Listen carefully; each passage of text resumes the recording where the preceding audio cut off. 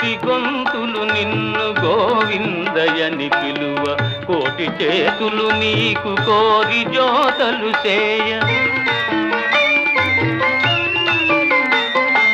కోరికల తీర్చేటి కొంగు బంగారమై కొండలేడింటిపై కొలువు తీరేవయ్య తిరువెంకటాధీశ జగదీశ.